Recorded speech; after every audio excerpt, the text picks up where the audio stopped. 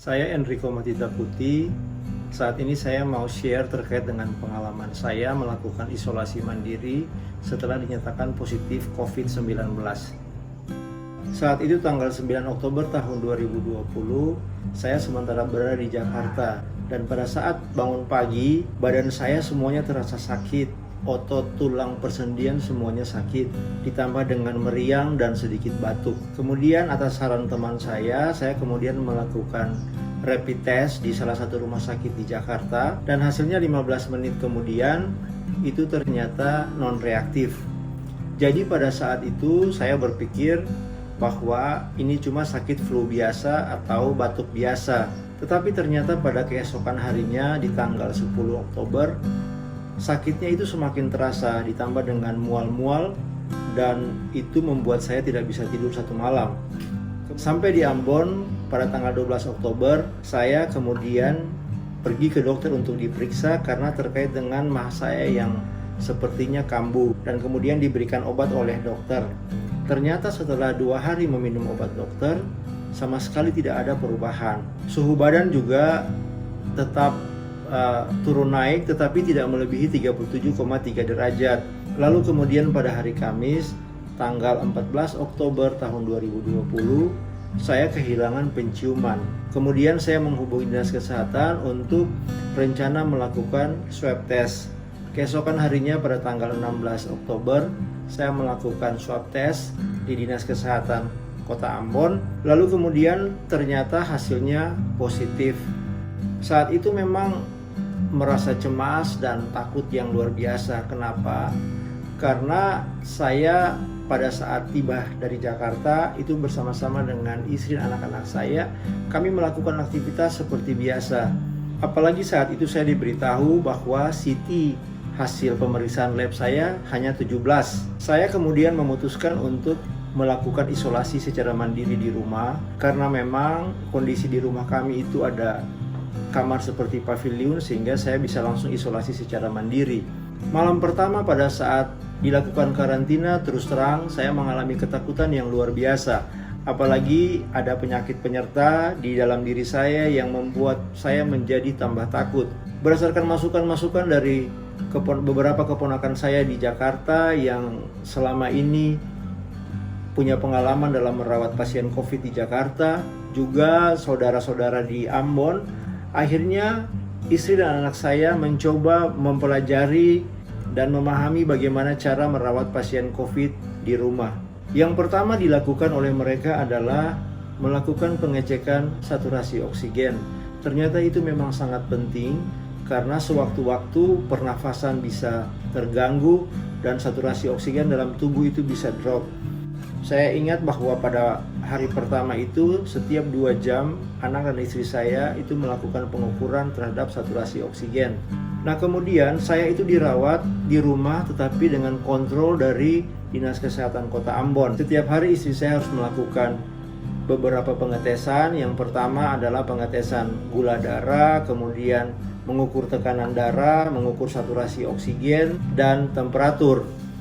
Itu dilakukan rutin setiap jam 6 pagi dan hasilnya harus disetor ke dokter berupa foto melalui WA untuk kemudian dokter melakukan evaluasi terhadap hasil yang dikirim oleh istri saya melalui WhatsApp. Berdasarkan masukan lagi dari keponakan-keponakan saya dan saudara-saudara yang dokter di Ambon, mereka menyarankan untuk segera melakukan pengecekan lengkap darah, kemudian jantung dan ronsen paru-paru. Saya kemudian pada hari Selasa itu melakukan semua tindakan itu dan puji Tuhan hasilnya bagus, sehingga diputuskan bahwa saya bisa melanjutkan isolasi secara mandiri di rumah. Nah hal ini memang perlu diketahui oleh kita semua bahwa untuk menentukan kita bisa melakukan isolasi di rumah atau harus dikarantina di rumah sakit, itu sebetulnya sangat tergantung dari kondisi tubuh kita. Kalau memang tidak memungkinkan, jangan kita paksakan diri untuk melakukan isolasi secara mandiri di rumah, karena tiba-tiba saturasi oksigen bisa menurun drastis dan lain sebagainya. Di tempat isolasi saya sendiri, di kamar di rumah saya itu dilengkapi dengan semua peralatan yang disarankan oleh dokter seperti alat tensi darah, kemudian alat pengukur gula darah, oximeter atau untuk mengukur saturasi oksigen di dalam darah, kemudian termometer. Bahkan akhirnya kami memutuskan untuk menyewa tabung oksigen karena dikhawatirkan tiba-tiba saturasi oksigen dalam darah bisa drop, dan satunya cara yang paling tepat adalah menggunakan tabung oksigen. Selain data-data kondisi saya yang dikirim oleh istri saya ke dokter setiap pagi, sejak saya dinyatakan positif, malam itu juga saya diberikan beberapa jenis obat, ada 5 atau 6 untuk dikonsumsi sesuai dengan dosis yang telah ditentukan. Ketekunan dan kepatuhan terhadap petunjuk dokter dan dosis obat itu salah satu faktor yang mempercepat proses penyembuhan. Kadang-kadang kita lalai, setelah 2-3 hari kita badan sudah mulai merasa sehat, lalu kemudian kita mengacuhkan.